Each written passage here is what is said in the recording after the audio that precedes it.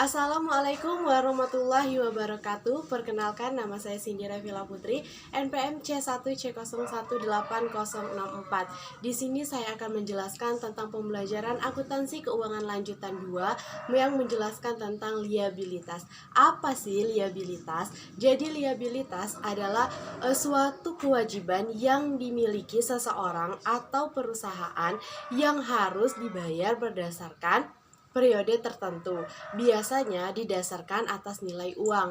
Ada 5 elemen laporan keuangan yang harus kita ketahui. Yang pertama ada liabilitas, yang kedua ada ekuitas, yang ketiga ada aset, pendapatan, dan beban. Apa sih aset? Nah, aset dapat kita kenali dengan 3 karakteristik yang dimiliki oleh aset. Yang pertama, sumber daya yang dikuasai atau dapat dikendalikan. Yang kedua, transaksi yang terjadi di masa lalu. Dan yang ketiga, dapat dimanfaatkan di masa yang akan datang. Liabilitas adalah kewajiban masa kini, misalnya hutang yang harus dibayarkan atau kewajiban Anda saat ini yang berasal dari masa lalu. Ada 3 cara kita melunasi hutang. Yang pertama, membayar secara cash. Yang kedua, bisa menyerahkan aset yang kita punya. Dan yang ketiga, kita bisa membuat hutang yang baru. Nah, kita juga harus ketahui bahwa liabilitas itu ada 2, jangka panjang dan jangka pendek. Nah, untuk membedakan jangka panjang dan jangka pendek itu terletak pada beberapa jangka waktu melunasi hutang tersebut. Kalau seandainya liabilitas itu harus dilunasi dalam jangka waktu 1 tahun atau 1 siklus normal perusahaan, pilih antara 2 ini. 1 tahun kalender tidak sama dengan satu siklus operasional. Mana yang lebih panjang? Kalau seandainya perusahaan pembuat pesawat itu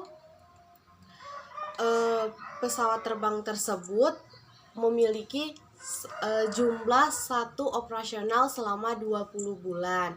Nah, kenapa? Karena pembuat pesawat terbang itu membutuhkan waktu yang cukup lama, apalagi kapal pesiar itu membutuhkan waktu yang sangat lama. Maka dapat disimpulkan bahwa mereka adalah liabilitas jangka panjang. Nah, untuk mengklarifikasinya juga, sistem siklus operasional untuk menetapkan liabilitas jangka panjang atau jangka pendek apabila liabilitasnya lebih dari 1 tahun atau lebih dari 1 siklus operasional, maka ia dapat dikatakan liabilitas jangka panjang. Apabila perusahaan belum mampu menunaikan kewajiban jangka panjangnya padahal sudah jatuh tempo, maka perusahaan akan mengalami krisis solvabilitas. Beberapa contoh liabilitas jangka panjang seperti hutang bank, hutang hipotek, utang obligasi, kredit noveltasi, uang sewa jangka panjang, utang subdoersi, dan utang pemegang saham serta utang sewa. Apa saja sih yang termasuk dalam liabilitas jangka pendek? Nah, kalau liabilitas jangka pendek itu ada akun payable, notice payable, bagian dari utang jangka panjang tapi obligasinya sudah jatuh tempo, sudah menjadi liabilitas jangka pendek tapi syaratnya tidak ada dana yang membantu atau memadai. Terus ada dividen, customer advance, ada underlying reference, sales and value, income payable, dan employer rates liabilitas.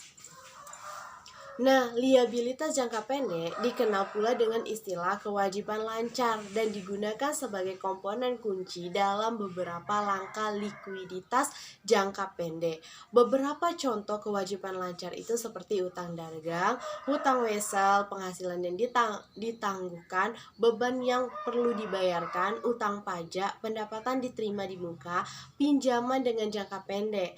Lalu ada modal. Nah, modal juga dikategorikan sebagai liabilitas karena nilai yang diperoleh dari selisih antara total aset dan utang. Selisih tersebut dapat digunakan untuk menunjukkan bisnis agar bisa lebih berkembang dan memotivasi perusahaan untuk bisa menghasilkan pendapatan yang lebih besar. Modal bisa pula dikategorikan sebagai liabilitas kontingensi atau kewajiban yang ada atau tidaknya bergantung pada peristiwa yang akan terjadi di masa depan. Jadi, berbeda dengan dua jenis liabilitas lainnya, modal atau liabilitas kuncinya tidak bisa diprediksi jatuh temponya. Nah, mungkin itulah tadi penjelasan tentang liabilitas dari pembelajaran akuntansi keuangan 2. Terima kasih. Wassalamualaikum warahmatullahi wabarakatuh.